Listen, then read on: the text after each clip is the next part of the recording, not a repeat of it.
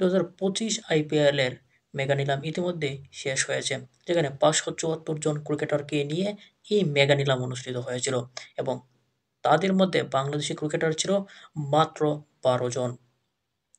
আর সেই 12 জন ক্রিকেটারের মধ্যে অর্থাৎ নিলামের দ্বিতীয় দিন বাংলাদেশি মাত্র 2 জন ক্রিকেটারকে নিলামে তুলেছিল।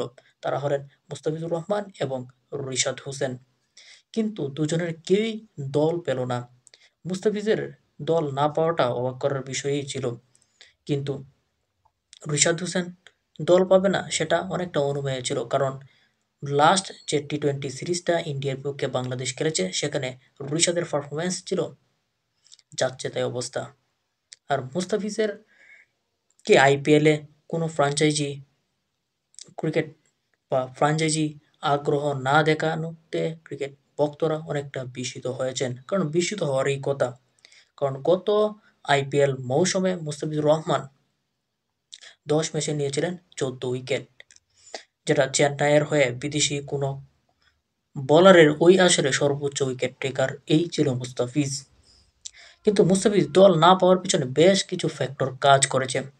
প্রধানত মুস্তাফিজুর রহমানের পারফরমেন্স, কারণ চেন্নাইয়ের ঘরের মাঠে 6টি ম্যাচ খেলেছিল মুস্তাফিজ, সেখানে তিনি 10টি উইকেট পেয়েছিলেন এবং চেন্নাইয়ের ঘরের মাঠ ছাড়া বাকি যে 3টি ম্যাচ খেলেছে সেখানে মুস্তাফিজ উইকেটও পেয়েছে মাত্র 3টি এবং রান দিয়েছে 12-এর উপরে।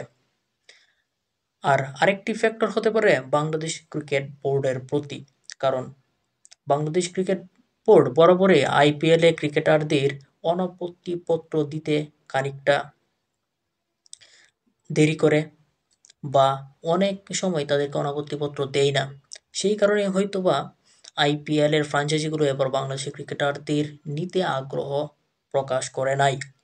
কারণ মুস্তাফিজ গত আইপিএলেই তিনি বাংলাদেশের সিরিজ থাকার কারণে চলে এসেছিলেন। কিন্তু এই সিরিজটা ছিল জিম্বাবুয়ের বিপক্ষে, সেখানে মুস্তাফিজ 3 ম্যাচের মধ্যে 2টি ম্যাচ খেলেছিল, একটি বসেছিল, তারপরও মুস্তাফিজকে আইপিএল থেকে নিয়ে আসলো।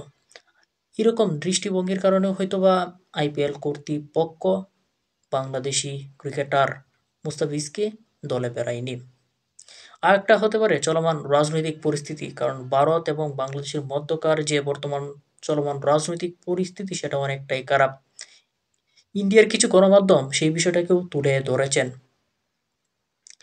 আর মুস্তাফিজুর রহমান যে ধারাবাহিক যে পারফরমেন্সগুলো করছে বা করে সেটাও কিন্তু নয়।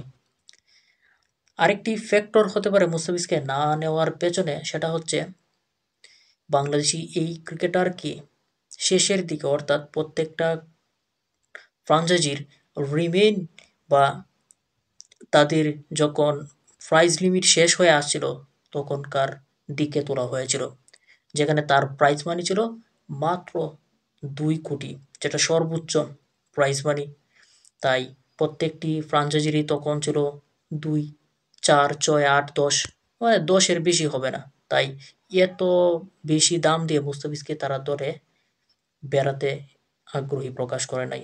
যদিও তারপরেও কিন্তু ইন্ডিয়ান অনেক প্রতিভাবান ক্রিকেটারকে 2 কোটির বেশি রুপি দিয়েও কিন্তু কিনেছে, কিন্তু মুস্তাফিজকে নেয় নাই, কারণ তারা ওই আগে যে বিষয়গুলো উল্লেখ করলাম এইসব ফ্যাক্টরের বিবেচনায়। যাই হোক, এবারে আইপিএলে বাংলাদেশে কোনো ক্রিকেটার নেই, সেটা বাংলাদেশের ক্রিকেট ভক্তদের জন্য একটা খারাপ লাগারই কথা।